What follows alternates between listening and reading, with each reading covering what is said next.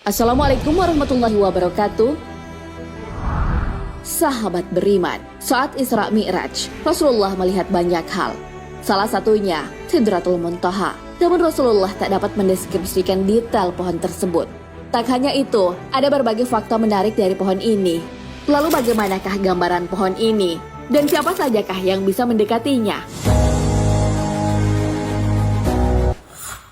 Pohon yang indah.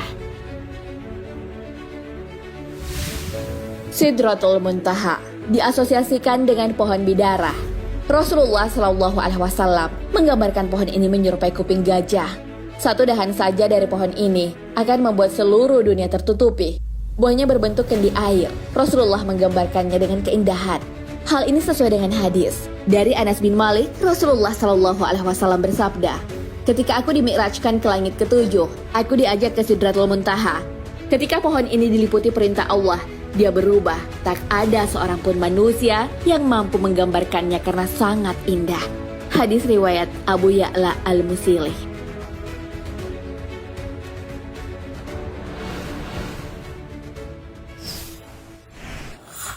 Sidratul Muntaha terbuat dari emas. Pohon ini juga digambarkan terbuat dari emas, dahannya dari zamrud dan rubi. Dari akarnya keluar dua sungai yang ada di dalam syurga dan dua di luar syurga. Sungai luar yang dimaksud adalah Sungai Nil dan Eufrat.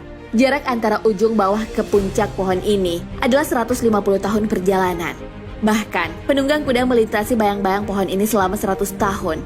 Hal ini sesuai hadis Rasulullah Shallallahu Alaihi Wasallam. Dari Asma binti Abu Bakar radhiyallahu an, beliau mendengar Rasulullah Shallallahu Alaihi Wasallam menjelaskan tentang Sidratul Muntaha.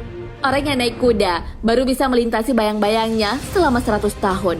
Atau 100 penunggang kuda bisa dinaungi bayang-bayangnya.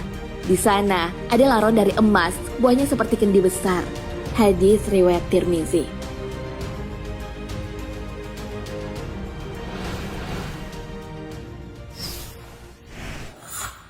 Letak Sidratul Muntaha. Pohon ini tumbuh di langit ke-6 dan menjulang sampai langit ke-7. Ia adalah ujung dari semesta, terletak di tempat yang tinggi. Hal ini sesuai dengan hadis Rasulullah Shallallahu Alaihi Wasallam. Sidratul Muntaha adalah pangkal dari semua yang tinggi. Hadis riwayat Ibnu Mas'ud.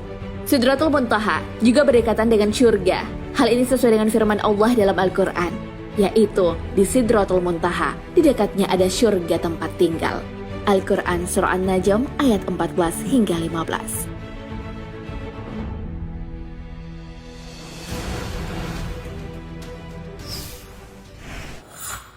Pengunjung Sidratul Muntaha. Saking istimewanya tempat ini, tak ada yang bisa masuk, bahkan malaikat Jibril pun. Namun Rasulullah Shallallahu Alaihi Wasallam menerima perintah sholat di tempat ini.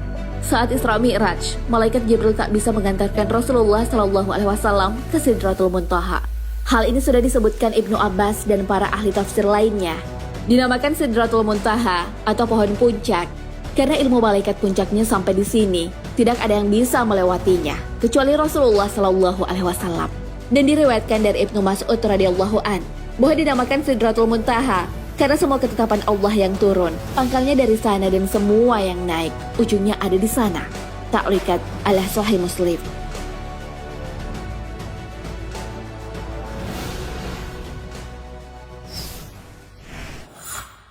Peristiwa besar di Sidratul Muntaha. Ada dua momen penting yang terjadi di tempat ini. Yang pertama, di tempat ini Rasulullah Shallallahu Alaihi Wasallam melihat Allah secara langsung, namun hanya dalam bentuk cahaya. Pendapat mengenai ini didukung sebagian ulama. Syekhul Islam dalam kitab Majmu' Fatawah mengatakan bahwa perselisihan yang terjadi di kalangan para sahabat adalah apakah Nabi Muhammad Shallallahu Alaihi Wasallam melihat Tuhannya pada malam Isra Mi'raj. Ibnu Abbas radhiyallahu an dan mayoritas ulama Ahlus Sunnah berpendapat bahwa Nabi Muhammad SAW melihat Tuhannya ketika Isra Mi'raj. Sementara Aisyah dan beberapa tokoh yang bersamanya mengingkari akidah ini. Penegasan tentang Rasulullah melihat Allah diperkuat oleh Abu Hurairah. Beliau ditanya oleh Marwan bin Hakam, apakah Nabi Muhammad SAW melihat Tuhannya? Jawab beliau, iya, beliau telah melihatnya. Hadis riwayat Abdullah bin Ahmad. Peristiwa yang kedua adalah perintah sholat yang diberikan kepada Rasulullah SAW. Peristiwa ini membuat Rasulullah SAW bolak-balik dari Sidratul Muntaha ke tempat Nabi Musa alaihissalam perihal keringanan rakaat sholat. Hal ini sesuai hadis Rasulullah SAW.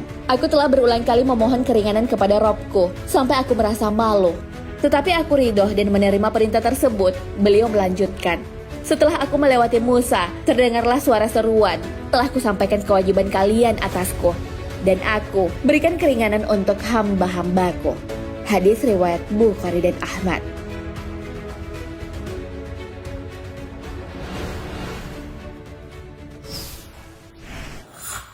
Jumlah daunnya sama dengan makhluk hidup.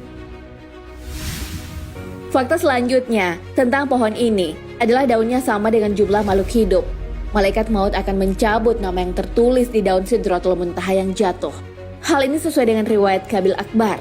Allah Subhanahu wa Ta'ala telah menciptakan sebuah pohon di bawah arsy yang daunnya sama banyak dengan bilangan makhluk yang Allah ciptakan. Jika seseorang itu telah diputuskan ajalnya, umurnya tinggal 40 hari dari hari yang diputuskan, maka jatuhlah daun itu kepada para malaikat maut. Taulah bahwa dia telah diperintahkan untuk mencabut nyawa orang yang tertulis pada daun tersebut. Sahabat beriman, itulah beberapa fakta tentang Sidratul Muntaha. Keindahannya tak bisa digambarkan dengan detail, karena hanya Allah yang tahu. Begitu juga, tak sembarang makhluk yang bisa mengunjunginya. Peristiwa besar dan penting pun terjadi di sana. Fakta-fakta ini hendaknya bisa meningkatkan ketakwaan kita kepada Allah Subhanahu wa Ta'ala. Ketakwaan adalah sebuah kewajiban yang diemban oleh seorang hamba. Walaupun bertakwa adalah kewajiban, Allah akan membalasnya dengan kebaikan. Hal ini telah disebutkan dalam firman-Nya. Jikalau sekiranya penduduk negeri-negeri beriman dan bertakwa, pastilah kami akan melimpahkan kepada mereka berkah dari langit dan bumi. Tetapi mereka mendustakan ayat-ayat kami itu, maka kami siksa mereka disebabkan perbuatannya. Al-Quran Surah Al-A'raf ayat 96. Wallahu a'lam bishawab. Sahabat beriman, jangan lupa berbagi informasi dengan share video ini, karena sebaik-baik manusia adalah yang paling bermanfaat bagi manusia. Wassalamualaikum warahmatullahi wabarakatuh.